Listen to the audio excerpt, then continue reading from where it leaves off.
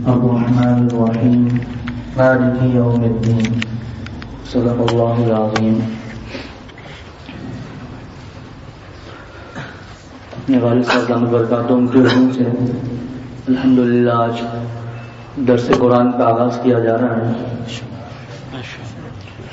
ہمارے پیارے شیخ عارف باللہ حضرت مولانا شاہ حکیم محمد اختر صاحب رحمۃ اللہ علیہ فرماتے تھے کہ یہ قرآن پاک یہ اللہ تعالیٰ کا خط ہے اپنے بندوں کے نام۔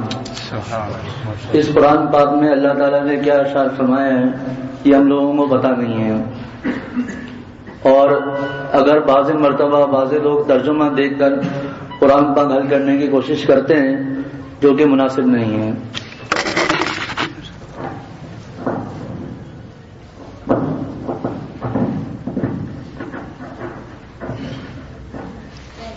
ایک صاحب نے ایک کتب خانے میں کہا کہ مجھے وہ ڈکشنری دکھا دیجیے جس کی مدد سے میں قرآن پاک حل کر دوں۔ حضرت شیخ الاسلام مولانا تقی عثمانی صاحب نے فرمایا جو شخص ڈکشنری کی مدد سے قرآن پاک حل کرنے کی کوشش کرے گا تو وہ اقیم الصلاۃ جس کا ترجمہ ہے نماز قائم کرو، وہ اس کا ترجمہ کرے گا نعوذ باللہ کہ ڈانس کلب قائم کرو، کہ ڈکشنری کی مدد سے قرآن پاک کا یہ ترجمہ ہو جائے گا۔ یہ تو صرف ایک مثال ہے، اس کے علاوہ بہت سی مثالیں ہیں کہ اگر ہم ڈکشنری کی مدد سے اور لغت کی مدد سے قرآن پاک حل کرنے جائیں گے تو اس قسم کی بہت سی غلطیاں ہم سے ہو سکتی ہیں۔ تو اور پھر ترجمہ جو دیکھنا ہے وہ یہ سمجھنا ہے کہ حضور صلی اللہ علیہ وسلم نے اس کی کیا تفسیر کی، پھر صحابہ نے کیا تفسیر کی، تابعین نے کیا تفسیر کی، تبع تابعین نے کیا تفسیر کی، اور اس کے بعد جتنے علماء گزرے ہیں ان لوگوں نے اس کی کیا تفسیر کی۔ مفتی شفیع صاحب رحمۃ اللہ علیہ مفتی اعظم پاکستان نے تقریباً 14 یا 16 علوم لکھے ہیں قرآن پاک کی تفسیر لکھنے کے لیے۔ فرمایا کہ اس لیے جو لوگ اپنی مرضی تفسیر کرتے ہیں تو وہ خود بھی گمراہ ہوتے ہیں، دوسروں کو بھی گمراہ کر لیتے ہیں۔ تو آج انشاءاللہ تعالی اس مسجد میں تفسیر قرآن کا آغاز ہو رہا ہے، درس قرآن کا۔ میں بھی کچھ دن پہلے سوچ رہا تھا کہ اللہ تعالیٰ بعض جگہوں کو قبول فرما لیتے ہیں۔ اللہ حضرت سید احمد شہید رحمۃ اللہ علیہ دارالعلوم دیوبند کے پاس سے گزر رہے تھے، اور اس وقت کوئی کسی کے رحم و گمان میں بھی نہیں تھا کہ یہاں پر اتنا بڑا ادارہ بنے گا۔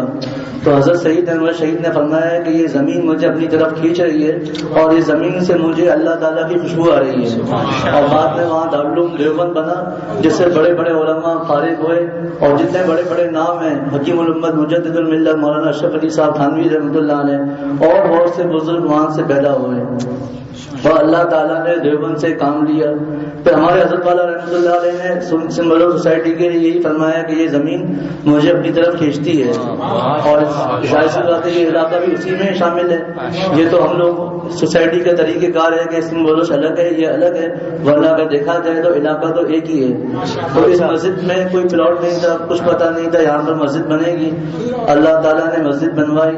حضرت والد صاحب دامت برکاتہم کے اخلاص کی برکت سے، حضرت میر صاحب رحمۃ اللہ علیہ کے اخلاص کی برکت سے، ان کی دعاؤں کی برکت سے، گو کہ حضرت والا رحمۃ اللہ علیہ اور حضرت میر صاحب رحمۃ اللہ علیہ تشریف نہیں لا سکے، لیکن حضرت میر صاحب کی دعائیں اس مسجد میں تھیں حضرت والد صاحب کے ساتھ۔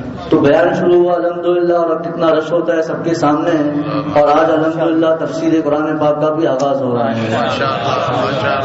تو حضرت والد صاحب کے سامنے کچھ گھبراہٹ بھی ہو رہی ہے، دعا فرما لیں کہ اللہ تعالیٰ صحیح بات کرنے کی توفیق عطا فرمائے۔ قرآن پاک کو سب سے پہلے اللہ تعالیٰ نے اس طرح پڑھنے کا حکم دیا، فَإِذَا قَرَأْتَ الْقُرْآنَ فَاسْتَعِذْ بِاللَّهِ، جب قرآن پاک کی تلاوت کرو تو سب سے پہلے اللہ تعالیٰ کی پناہ مانگو، اعوذ باللہ من الشیطان الرجیم۔ ہمارے حضرت والا رحمۃ اللہ علیہ کی کتاب ہے خزائن القرآن، اس سے بھی کچھ مدد لی ہے، میں نے مدد لی ہے کہ جہاں حضرت والا نے جو باتیں ارشاد فرمائی ہیں کچھ اس میں سے بھی بیان کر دیا جائے، تاکہ حضرت والا کی وہ لطائف ہے، تفسیر اتنی نہیں ہے، زیادہ لطائف قرآنیہ ہیں۔ حضرت والا نے فرمایا کہ سب سے پہلے اعوذ باللہ من الشیطان الرجیم پڑھنے کا حکم اس لیے دیا کہ اے میرے بندوں، اب تم مجھ سے مناجات کر رہے ہو، مجھ سے دعا کر رہے ہو، تو جب تم اللہ تعالیٰ سے مناجات کرو گے، ہم سے بات کرو گے، تو شیطان تمہارے دل میں وسوسے ڈالے گا، طرح طرح کے خیالات ڈالے گا تو سب سے پہلے تو میری پناہ مانگو تاکہ شیطان کے برے خیالات سے بچ جاؤ. اعوذ باللہ من الشیطان الرجیم. بعض بزرگوں نے اس طرح اس کو فرمایا کہ ہماری زبان گندی زبان ہے, گالیاں نکل رہی ہیں, غیبتیں ہو رہی ہیں, کسی کا دل دکھا دیا, کسی کو غصہ کر دیا, کوئی ایسی بات بول دی جس سے سامنے والے کا دل دکھ گیا, تو سب سے پہلے اپنی زبان کو صاف کرو اور پڑھو اعوذ باللہ من الشیطان الرجیم. تو تعوذ پڑھنے کا اللہ تعالیٰ سے پناہ مانگنے کا حکم دیا. پھر حضرت والا نے فرمایا کہ جب ہم کسی بڑے کے گھر میں جاتے ہیں تو اس بعض لوگوں کے گھر میں کتا پالا ہوا ہوتا ہے. کتے کو پالنا اگر شکار کے لیے ہے پھر تو الگ بات ہے, لیکن جو شوقیہ رکھتے ہیں تو شوقیہ کتا رکھنا جائز نہیں ہے. لیکن مثال کے لیے فرمایا کہ جب ہم کسی کے گھر جاتے ہیں تو اگر وہ کتا ہوتا ہے تو وہ بھونکنا شروع کر دیتا ہے, تو ہم مالک سے کہتے ہیں کہ ذرا اپنے کتے کو خاموش کراؤ, تو وہ کتے کو خاموش کرا دیتا ہے. تو فرمایا اللہ تعالیٰ بڑے ہیں تو اللہ تعالیٰ کا جو کتا ہے یعنی شیطان وہ بھی سب سے بڑا ہے. تو اللہ تعالیٰ جب اللہ تعالیٰ سے قرآن پاک پڑھنا شروع کریں گے سب سے پہلے اللہ تعالیٰ سے پناہ مانگے شیطان سے کہ اللہ ہمیں شیطان سے بچا لیجیے تاکہ وہ ہمارے دل میں خیالات نہ لائے. پھر فرمایا بسم اللہ الرحمن الرحیم.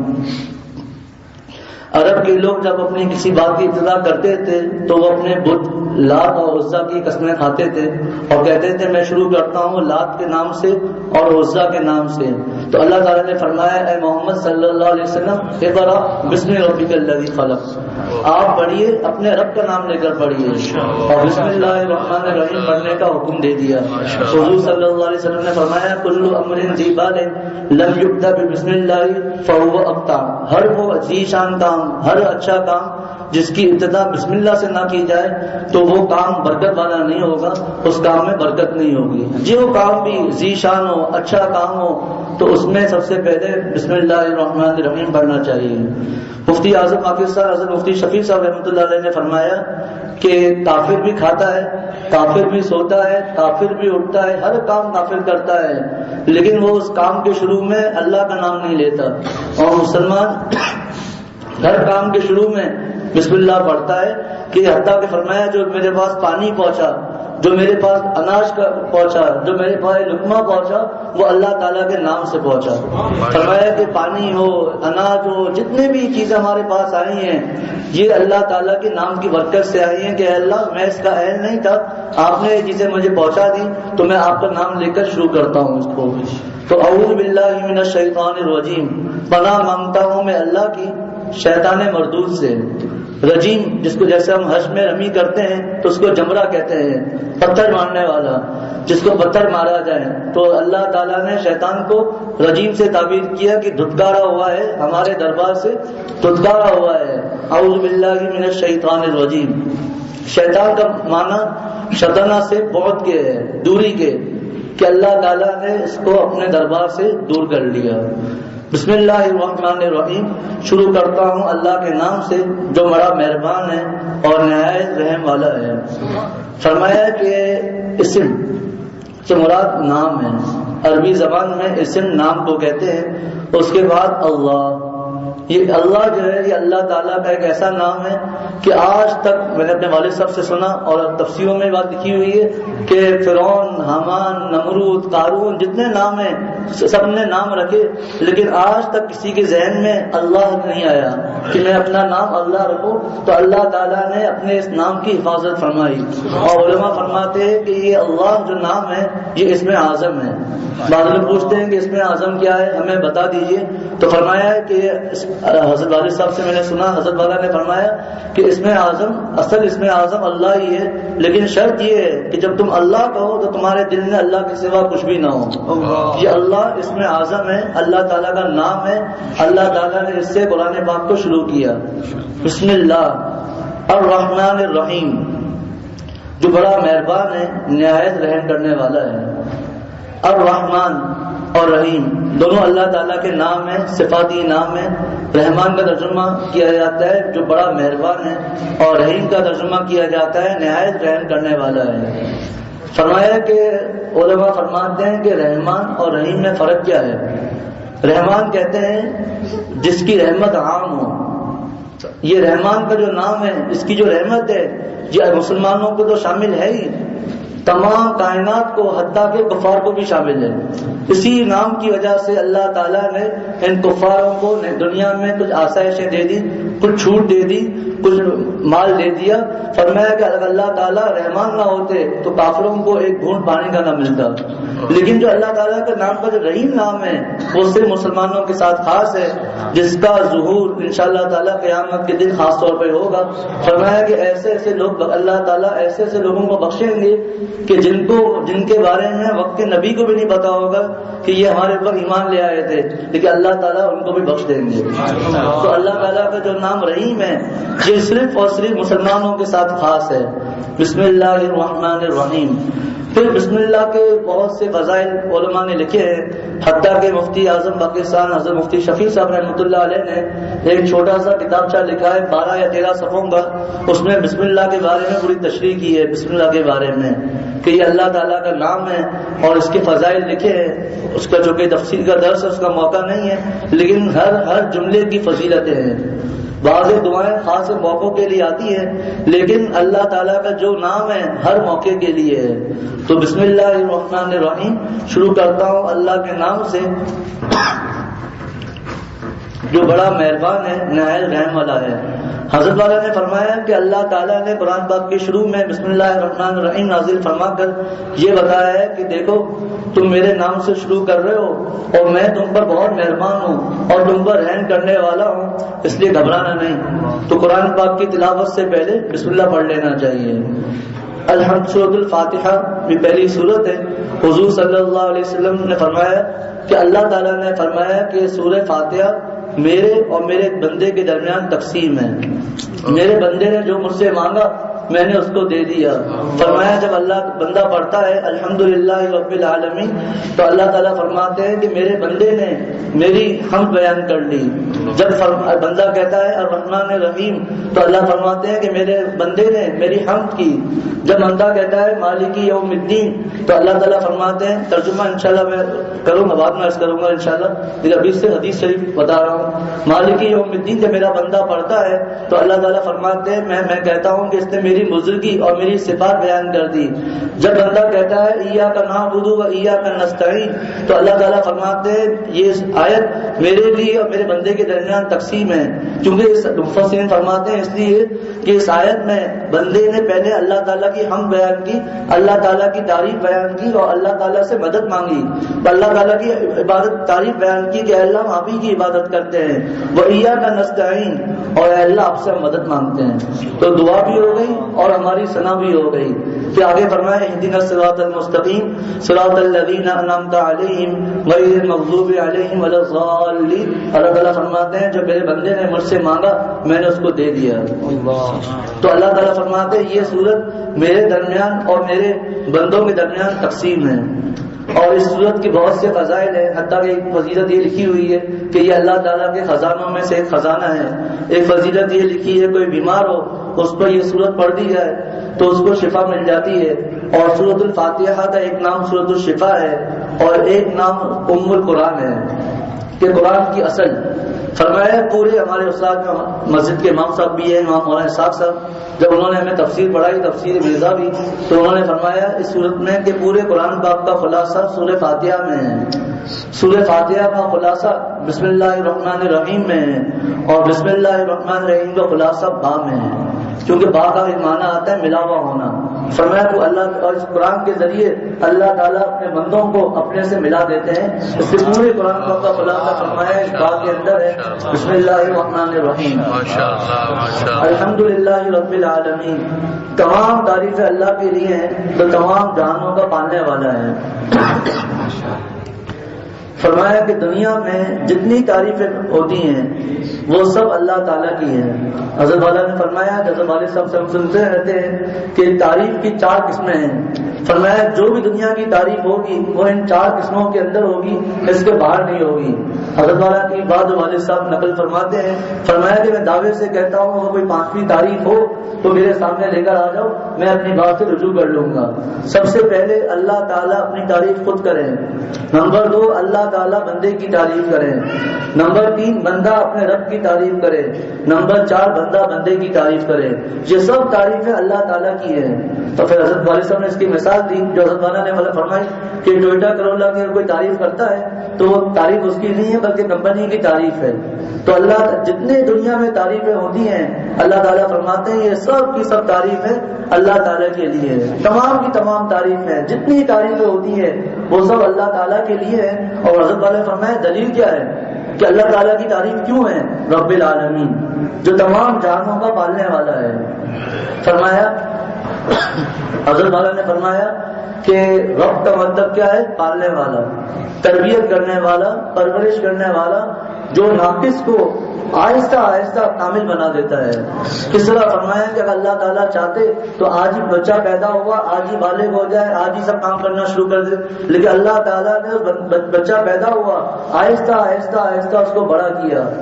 درخت لگایا، اللہ تعالیٰ چاہے آج درخت لگائے کل پھل آ جائے، بلکہ اسی وقت پھل آ جائے، لیکن اللہ تعالیٰ نے اس کے لیے ایک مدت رکھی ہے ناقص کو آہستہ آہستہ کامل بنانے کے لیے۔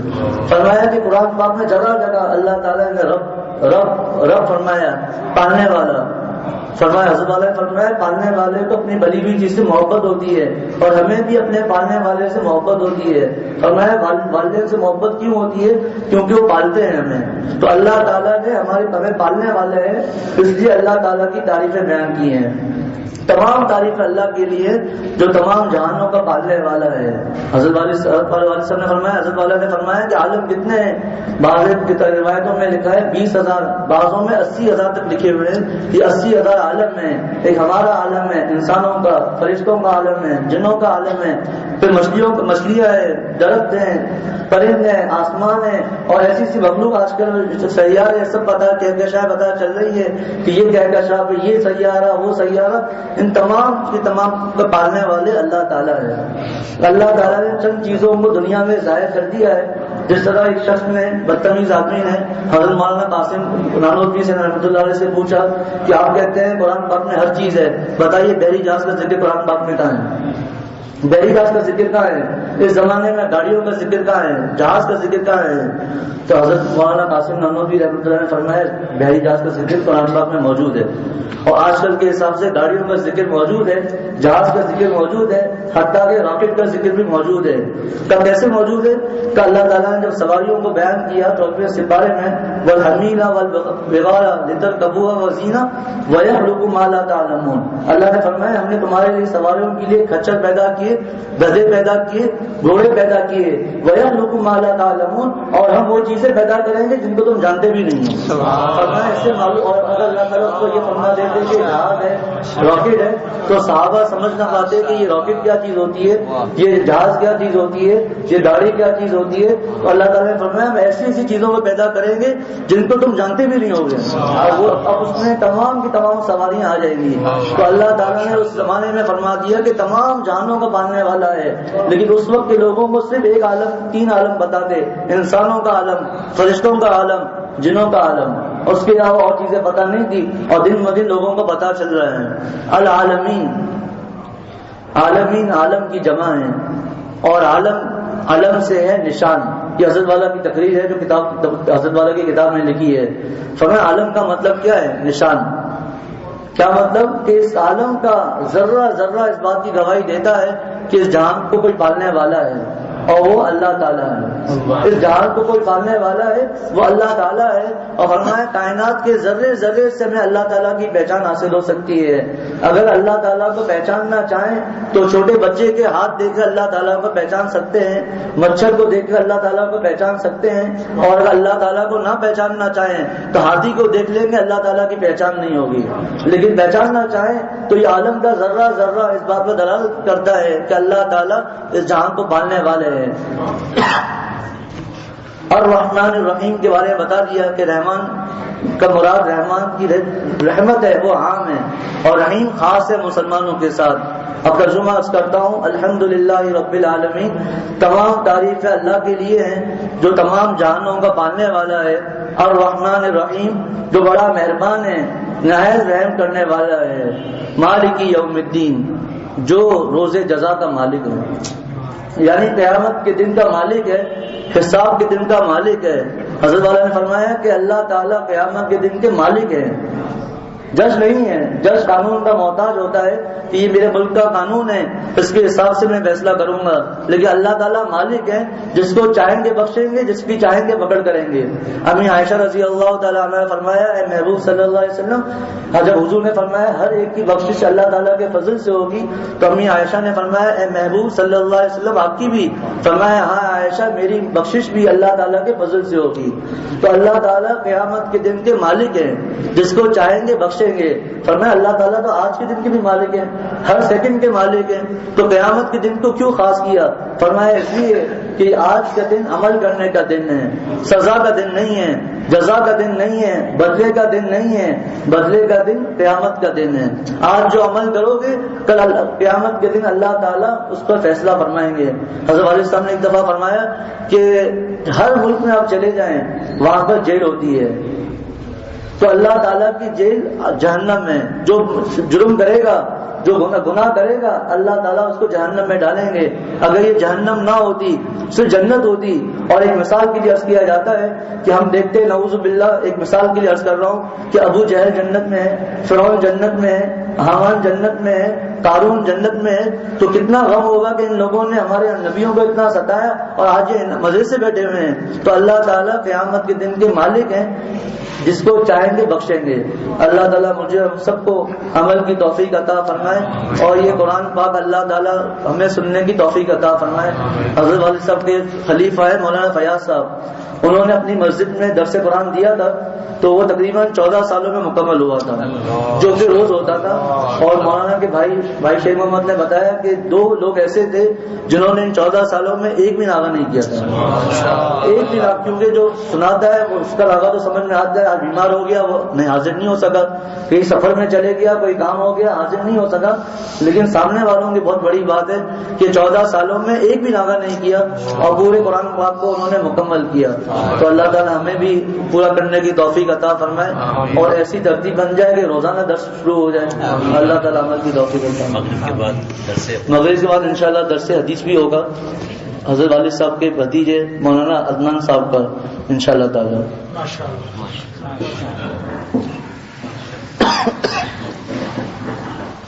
الحمدللہ رب العالمین والعاقبۃ للمتقین والصلاة والسلام علی سیدنا مولانا محمد وعلی آلہ وصحبہ اجمعین۔ اے اللہ اس درس کو قبول فرما لیجیے، اے اللہ اس درس کو قبول فرما لیجیے، اے اللہ ہماری نجات کا ذریعہ بنا لیجیے، اے اللہ میری زبان کو قبول فرما لیجیے، اے اللہ اخلاص عطا فرما لیجیے، اے اللہ جنہوں نے سنا ان کے کانوں کو قبول فرما لیجیے، اے اللہ جو سنے اس پر عمل کرنے کی توفیق عطا فرما لیجیے، اس کے معلومات کی حد تک نہ ہوں، اے اللہ معمولات کی حد تک ہوں، ہر آیت پر، ہر نقطے پر، ہر جز پر عمل کرنے والا بنا دے، اے اللہ ہماری نجات کا ذریعہ بنا دیجیے، اے اللہ ہمیں معاف فرما لیجیے، اے اللہ جو بیمار ہیں ان کو صحت کاملہ عاجلہ مستمرہ عطا فرما لیجیے، جو بے اولاد ہیں ان کو نیک صالحہ اولاد عطا فرما لیجیے۔